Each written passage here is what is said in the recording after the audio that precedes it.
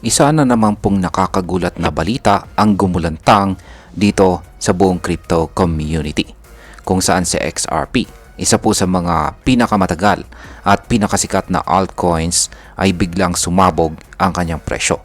Tumaas po siya ng 10% sa loob lamang ng 24 oras. At kung iniisip mo na normal lamang yan, hindi. Kasama ng pagtaas ng presyo, umabot na rin sa record high ang bilang ng mga tinatawag na whale wallets o mga crypto wallet na may hawak na hindi po bababa sa 1 million XRP. Pero ang tanong, ano ang ibig sabihin nito para sa atin bilang mga Pinoy crypto traders? At ano na rin ang epekto nito sa buong crypto market? Kaya yan lamang po ang ilang mga katanungan na siyang ating pag-uusapan sa video na ito. Pero bago po tayo magpatuloy ay pakibasa na lamang po muna ang disclaimer dito sa ibaba ng ating screen. At yan mga ka-crypto, simulan po natin sa kung ano po ang nangyari kay XRP at bakit po ito biglang tumaas. Ayan. Mula po kahapon hanggang ngayon, si XRP ay tumaas ng halos 10%. At kung susumahin natin sa buong linggo, nasa 26% na ang itinaas ng kanyang presyo. Ang kasalukuyang presyo po niya ay nasa $2.91. Hindi po biro ang pag-angat na ito.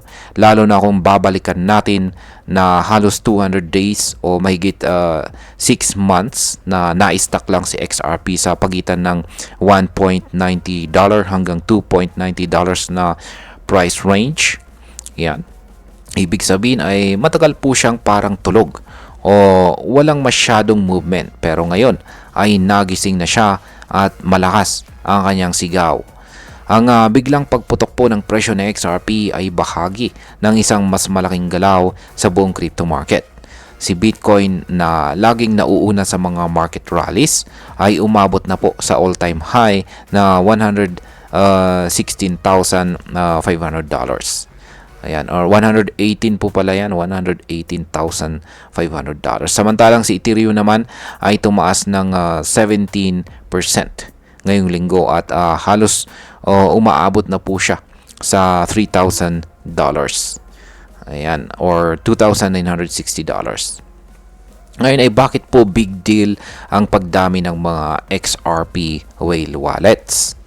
Ayon po sa on-chain analytics platform na Sentiment, ay umabot na ngayon sa 2,743 ang bilang ng mga whale wallets na may hawak ng hindi po bababa sa 1 million na XRP.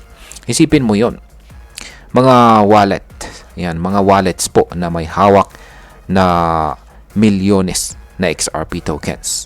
At hindi lang sila basta hawak, lumalaki rin ang kanilang holdings. As of today ay umaabot na po sa 47.32 billion na XRP. Ayan ang hawak ng mga whales na ito. Sabi po ng Sentiment, ito raw ay isang malinaw na bullish signal. Ibig sabihin ay nagpapakaita ito ng malakas na kumpiyansa ng mga malalaking investors kay XRP. Kumbaga sa basketball ay nagpapainit na ulit si XRP at mukhang handa na po siyang bumalik sa laro ng mga heavyweights. Ngayon ay ano po ang epekto nito sa buong crypto market? Ang pag-akyat po ng XRP ay hindi lang isang isolated case. Kasama po siya sa malawakang paggalaw ng crypto market na tinatawag ding altcoin season. Ayon po sa datos mula sa CoinGlass, dahil sa biglaang pagtaas ng XRP at umabot po sa $31.44 million ang na-liquidate na short positions. Ibig sabihin ay maraming traders ang pumusta na bababa si XRP pero kabaligtaran ang nangyari kaya nalugi sila ng malaki. Ngayon ang tanong po ng marami ay nagbabalik na ba? Ayan, nagbabalik na ba talaga ang altcoin season? Kung patuloy na manatili si Bitcoin sa itaas po ng $110,000, malaki po ang posibilidad na maraming traders ang ililipat ang kanilang kita papunta sa mga altcoin tulad ni XRP. Isa po itong natural na galaw dito sa mundo ng crypto. Kapag tapos na ang pump ni Bitcoin, ang sunod na biktima ng hype ay mga altcoins. Ano naman po ang dapat nating gawin bilang mga Pinoy crypto traders sa ganitong sitwasyon? Ayan. Una po sa lahat, kung hawak mo na si XRP, ay syempre, congratulations po. Posibleng naka-experience ka ng malaking gain ngayong linggo.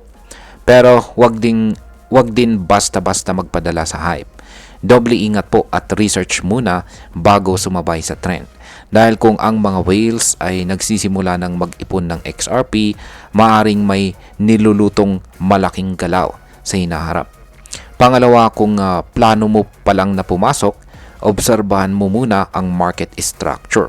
Tandaan mo, kahit bullish ang indicators ngayon, mabilis ding magbago ang ihip ng hangin dito sa crypto. Ang dati mong gain ay pwede pong maging loss kung magpapa-impulse buy ka or kung ikaw ay mag-i-impulse buying. Pangatlo, aralin mo ang galaw ni Bitcoin dahil siya po ang sinusundan ng halos lahat ng coin. Kapag bumaba po siya, may posibilidad na hilahin niya pababa ang buong market. At syempre, kasama na po rito si XRP. Bilang panghuli ay ang masasabi ko naman tungkol dito sa paggalaw na ito na XRP ay ang pagtaas na XRP ay isang magandang indikasyon na buhay pa rin ang kumpiyansa ng malalaking investors sa coin na ito. Kung matatandaan po natin, si XRP ay maraming pinagdaanan sa mga nakaraang taon. Yan po ay yung mga legal na laban, FUD or FUD, at market stagnation. Pero ngayon, tila unti-unti siyang bumabangon. Ang pagdami po ng whale wallets ay sinyales na may nakikita silang potensyal sa future na XRP, kahit pa marami ang nagdududa. Para po sa atin bilang mga Pinoy crypto traders, ang ganitong balita ay paalala na kailangan nating maging maalam at mapagmatsyag. Hindi po sapat ang sumabay sa hype, kundi dapat ay nauunawaan natin ang buong galaw sa likod nito. Huwag lamang po tayo puro to the moon, kung saan ay dapat to the facts din. Kaya yan, hanggang dito na lamang po tayo sa video na ito mga ka-crypto. Marami pong salamat sa panunood. Ingat po tayo lagi at God bless po sa ating lahat.